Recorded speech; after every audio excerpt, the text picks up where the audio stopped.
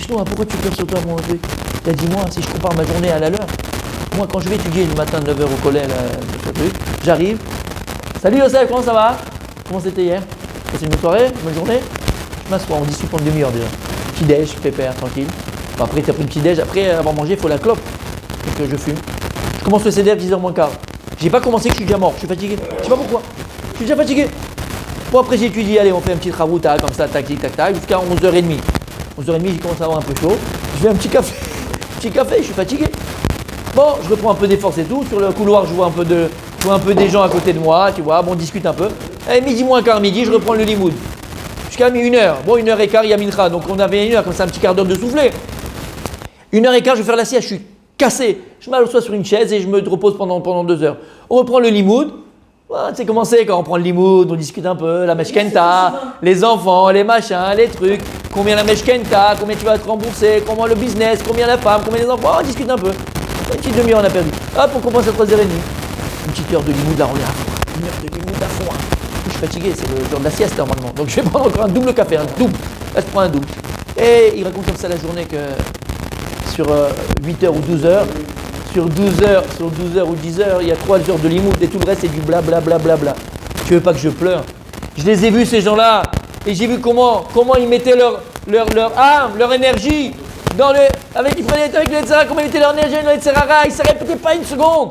Et moi, il fallait perdre une minute. Et moi je vais étudier, je suis là, et petit bonheur la chance, je discute, je me permets de discuter, je me permets de faire mes cloches, je me permets d'aller, je me permets de le faire.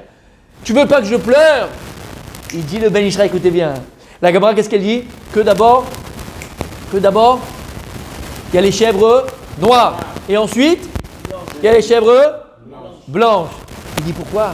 La Gemara, Chacham vient t'apprendre. Il te dit à Kadosh Baruch Hu, mon fils, écoutez bien, c'est que le Ben Ishra qui peut dire une chose pareille. Quand tu me sers, mon fils, tu dois me servir d'abord avec ton Yetzer Hara. Laisse pas de côté.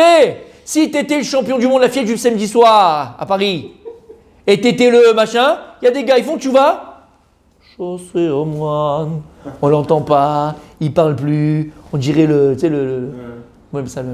quand ils se rasent tous là. La censure. Le moine, on dirait le moine de la synagogue. Bonjour, on l'entend pas. On le met une claque, il dit encore une autre.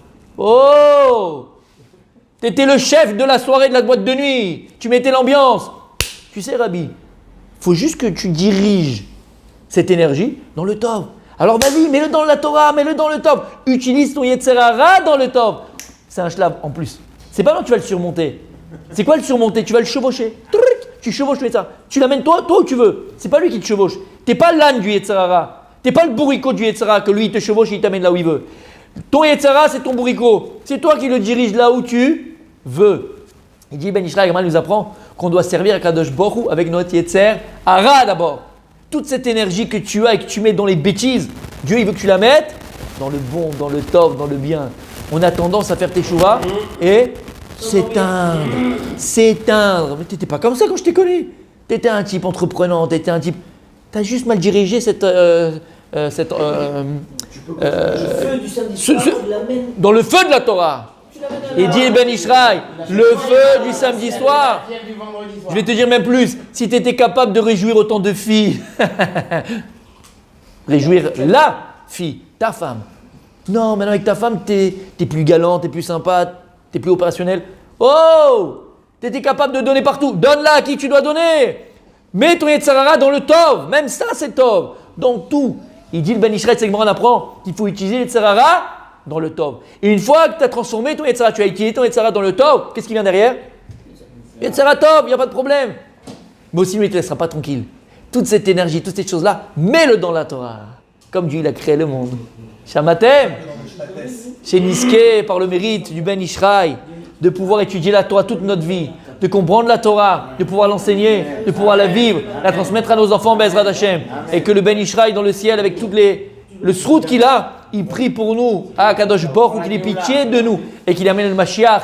Ça y est, combien de rochers on a vu, combien de rochers on a vécu, combien d'obscurité on a vécu. Hachem, on veut ta lumière, délivre-nous, Bezrat Hashem.